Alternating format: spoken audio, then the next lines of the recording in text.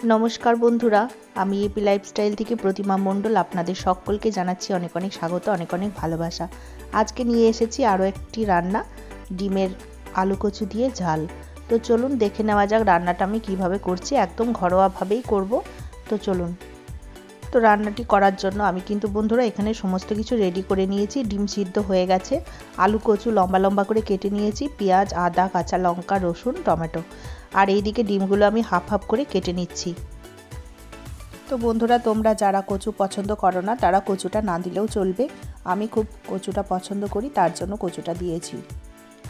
এবারে ডিমগুলোর মধ্যে আমি হলুদ লঙ্কার গুঁড়ো এবং পরিমাণ মতো লবণ দিয়ে মেখে নেব।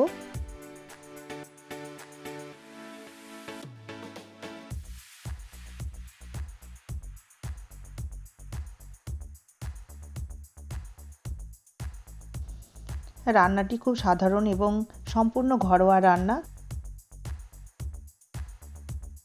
তো কড়ার মধ্যে দিয়ে দিলাম সরষের তেল এবং ডিমগুলো হাফ হাফ করে দিয়ে উল্টে পাল্টে ভেজে নেব। তো যেহেতু হাফ হাফ ডিম তাই একটু সাবধানে ভাজতে হবে যেন কুসুমগুলো খুলে না যায়। তো বন্ধুরা ডিমগুলো এখন আমার ভাজা হয়ে গেছে, লাল লাল করে আমি তুলে নেব। তো তোমরা লক্ষ্য করলে কিছু নাকি জানি না একটা কীরকম ডিম ফেটে উঠলো, তো ছিটকাচ্ছিল। তো তোমরা একটু সাবধানে ভেজো যেহেতু হাফ হাফ ডিম তো তাই। তো এবারে আমি ওই তেলের মধ্যে আলু এবং কচুগুলো দিয়ে দেব, তারপর আলু কচুটা আমি লাল লাল করে ভেজে নেব।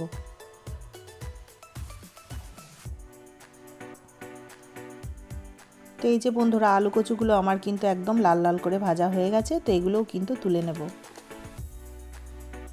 এবারে কড়ার মধ্যে আরও কিছুটা সরষের তেল দিয়ে দেব, তেজপাতা দিয়ে দিলাম, জিরে ফোড়নে দিয়ে দিলাম পেঁয়াজ কুচো। তো পেঁয়াজটা বেশ সুন্দর করে ভেজে নেব।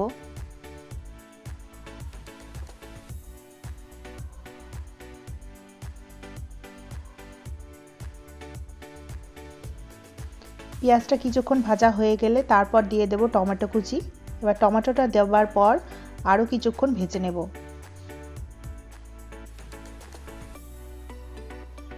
তো বন্ধুরা আমার এখানে দেখতেই পাচ্ছ তোমরা পেঁয়াজটা কিন্তু খুব সুন্দর লাল লাল করে ভাজা হয়ে গেছে। এদিকে মিক্সিং জারে আমি মশলা করে নিয়েছিলাম, এক টুকরো আদা কাঁচা লঙ্কা 2 কোয়া মতো রসুন একসাথে পেস্ট বানিয়ে নিয়েছিলাম। তো এটা এবারে দিয়ে দিলাম, মশলাটা শিলেও বাটা যেতে পারে। তারপর দিয়ে দিলাম জিরের গুঁড়ো, হলুদের গুঁড়ো, লঙ্কার গুঁড়ো, ধনে গুঁড়ো আর দিয়ে দেব যাতে কালারটা খুব সুন্দর হয় তাই কাশ্মীরি লঙ্কার গুঁড়ো দিয়ে দিলাম, স্বাদ অনুসার চিনি। এবারে মশলাটা কষিয়ে নেব। আর সমস্ত গুঁড়ো মশলা দেবার আগে আদা রসুনের পেস্টটা কিন্তু বেশ কিছুক্ষণ ভাজা ভাজা করে নিতে হবে, তা না হলে কিন্তু কাঁচা রসুনের গন্ধ ছাড়বে। তো মশলাটা কষানো হয়ে যাবার পর আলু এবং কচু যেগুলো ভেজে রেখেছিলাম সেটা এবারে দিয়ে দিলাম। এবারে বেশ কিছুক্ষণ আলু কচুটা মশলার সাথে কষিয়ে নেব। তারপর দিয়ে দিলাম পরিমাণ মতো লবণ দিয়ে আরও একবার নাড়াচাড়া করে এবারে দিয়ে দেব পরিমাণ মতো জল। তো খুব পাতলা ঝোলটা হবে না, একটু গ্রেভি মতোই হবে, তাই জলটা খুব বেশি পরিমাণ দেব না। আর ভাজার সময় আলু কচুগুলো অনেকটাই সিদ্ধ হয়ে গেছে যেহেতু একটু লম্বা লম্বা করে কাটা আছে পাতলা পাতলা তাই। তো এই যে বন্ধুরা দেখতেই পাচ্ছ এখানে আমার কিন্তু একদম রেডি হয়ে গেল। এবারে ডিমগুলো দিয়ে দেব।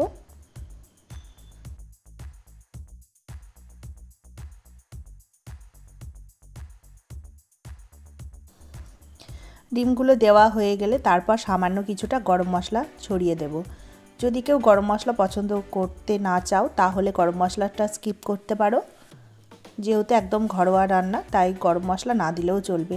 আর যেহেতু এখন শীতকাল তাই ধনেপাতা অ্যাভেলেবেল আছে তাই কিছুটা ধনেপাতা ছড়িয়ে দিলাম।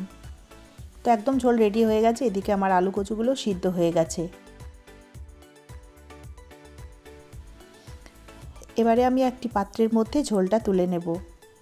আর বন্ধুরা তোমাদের হয়তো মনে হতে পারে যে আমি ব্লগ না দিয়ে এখন রান্নার ভিডিও বেশি দিচ্ছি, কারণ ব্লগ দেখার মতো এখন সময় অত কারো হাতে নেই বন্ধুরা। আর রান্না খাওয়া সবটা নিয়েই আমাদের ব্লগ করা হয় আর কি, তাই ভাবলাম ছোট্ট ছোট্ট করে রান্নার ভিডিওগুলো তোমাদের সাথে শেয়ার করি। যখন কোনো নতুন কিছু হবে তখন ব্লগ নিশ্চয় শেয়ার করব। তো আজকের রান্নাটি তোমাদের কেমন লেগেছে অবশ্যই কিন্তু ছোট্ট কমেন্টে জানিও, ভালো লাগলে একটা লাইক করে দিও, নতুন বন্ধু হলে চ্যানেলটিকে সাবস্ক্রাইব করে পাশে থেকে যেও।